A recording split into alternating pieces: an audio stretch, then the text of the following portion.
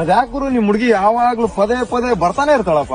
ಅವಳಿಗೆ ಅದೇನ್ ಬಂದೈತೆ ಹೊತ್ಕೊಂಡಾಗದು. ಏಯ್ ನಿಂಗೊಂದ್ ಟೈಮ್ ಸೆನ್ಸ್ ಇಲ್ವೇನೋ? ಎಷ್ಟೊತ್ತಿಗೆ ಬರಕ್ ಹೇಳಿದ್ರೆ ಎಷ್ಟೊತ್ತಿಗೆ ಬಂದಿದ್ಯಾ? 3:40 ಕೇಳಿದೆ, 3:42 ಟೈಮು. 2 ನಿಮಿಷಕ್ಕೆ ನಿಮ್ಮ ಅಪ್ಪನ ಮನೆಗೆ ಗಂಟೋಯ್ತಾ? ನಿನ್ ಹತ್ರ ಸ್ವಲ್ಪ ಸೀರಿಯಸ್ ಆಗಿ ಮಾತಾಡ್ಬೇಕು. ಮಾತಾಡು. ಯಾವ ಬೋಳಿ ಮಗ ಬೇಡ ಅಂದವನು? ಸೀರಿಯಸ್ ಅಂತ ಹೇಳ್ದೆ ತಾನೆ, ಅವನ್ನ ಕಳ್ಸು. ಐ ಹೋಗ. ನಿಮ್ ಜೊತೆ ಬಂದಿದ್ದಕ್ಕೆ ಚೇಪ್ ನೋಡ್ದಂಗ ಆಯ್ತು ಬಿಡ. ಈ ರಿಲೇಶನ್ಶಿಪ್ ಎಲ್ಲ ವರ್ಕೌಟ್ ಆಗ್ತಾ ಇಲ್ಲ. ನಿನ್ ಜೊತೆ ಇದ್ದಿದ್ದು ಸಾಕಾಗೋಗಿದೆ. ಬ್ರೇಕಪ್ ಅಯ್ಯೋ ಬ್ರೇಕಪ್ ತಾನೆ ಮಾಡ್ಕೋ. ನನ್ ಚಾಟಕ್ಕೆ ಏನಾಗ್ಬೇಕು? ಇದೇ ಫೈನಲ್ ತಾನೆ. ನಿನ್ ಕಡೆಯಿಂದ ಆಗ್ಲಿ, ನಿನ್ ಚಪ್ಪಲಿ ಫ್ರೆಂಡ್ಸ್ ಕಡೆಯಿಂದ ಆಗ್ಲಿ, ಇನ್ಮೇಲೆ ನನಗೆ ಫೋನ್ ಬರ್ಬಾರ್ದು. 3 ದಿನ ನೀನ್ ತೋರ್ಸೋ ಲಾಯಲ್ಟಿಗೆ 30 ವರ್ಷ ನಿನ್ ಜೊತೆಗಿರ್ತೀನಿ ಅಂತ ಕನ್ಸ್ಕಾಣ್ಬೇಕಾ?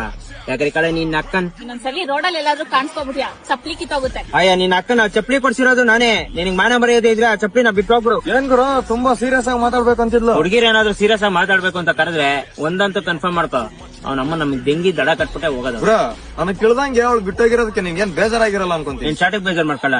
ಅವಳಿಲ್ಲ ಅಂದ್ರೆ ಇನ್ನೊಬ್ಳು, ಪಂಚಲಿಂಗೇಶ್ವರ ಇಲ್ಲ ಅಂದ್ರೆ ಉದಯರಂಗ, ಅಷ್ಟೇ. ಅದು ನಿಜನೇ ಗುರು.